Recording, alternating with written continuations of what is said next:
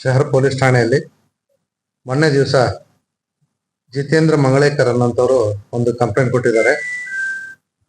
ಇವರು Mahalakshmi cooperative bank Gokak base ಇರುವಂತಹ Mahalakshmi cooperative bank ನ ಚೇರ್ಮನ್ರು. ಇವರ ಕಂಪ್ಲೇಂಟ್ ಪ್ರಕಾರ ಸಾಗರ್ ಮತ್ತು ಇತರ 13 ಜನ ಆರೋಪಿಗಳು, ಒಟ್ಟು 14 ಜನ ಆರೋಪಿತರು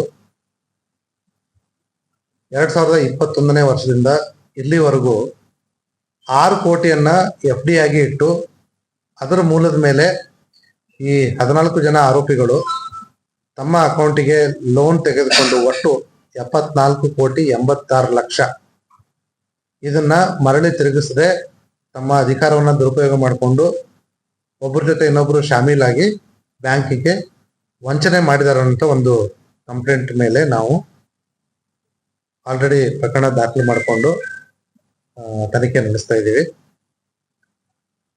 ಇಲ್ಲಿವರೆಗೂ ಕಂಡುಬಂದಂತ ಮಾಹಿತಿ ಪ್ರಕಾರ ಈ ಬ್ಯಾಂಕ್ಗೆ ಒಟ್ಟು 6 ಬ್ರಾಂಚ್ ಇದಾವೆ ನಮ್ಮ ಜಿಲ್ಲೆಯಲ್ಲಿ. ಇದಷ್ಟೇ ಇವ್ರದ್ದು ಇರತಕ್ಕಂಥದ್ದು ಬ್ರಾಂಚ್ಗಳು. ಸುಮಾರು 3,000ಕ್ಕಿಂತ ಹೆಚ್ಚಿನ ಠೇವಣಿದಾರರಿದ್ದಾರೆ. ಗೋಕಾಕಲ್ಲಿ 2 ಬ್ರಾಂಚು, ನಿಪ್ಪಾಣಿಯಲ್ಲಿ 1, ಬೆಳಗಾಮಲ್ಲಿ 1, ಚಿಕ್ಕೋಡಿಯಲ್ಲಿ 1 ಮತ್ತೆ ಘಟಪ್ರಭಾದಲ್ಲಿ ಒಂದಿರ್ತಕ್ಕಂಥದ್ದು.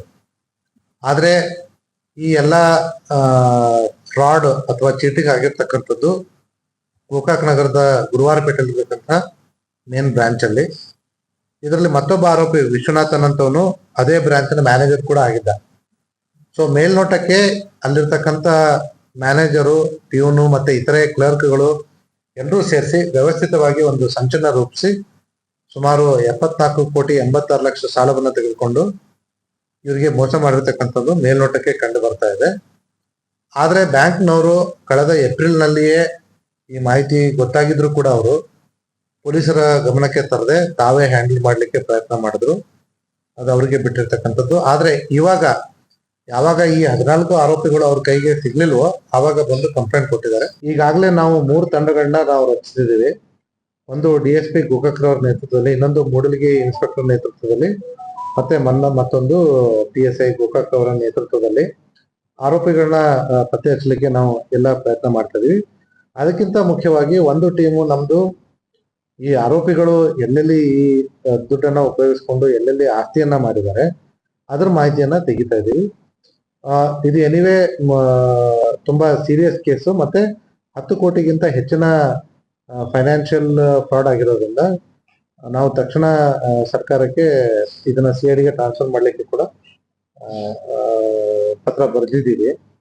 ಬಟ್ ಅಲ್ಲಿವರೆಗೂ ನಮ್ಮ ಜಿಲ್ಲಾ ಪೊಲೀಸ್ ವತಿಯಿಂದ ಏನೇನು ಕ್ರಮ ತಗೊಳ್ಬೇಕು ಅದೆಲ್ಲವನ್ನು ನಾವು ತಗೊಳ್ತಾ ಇದ್ದೀವಿ.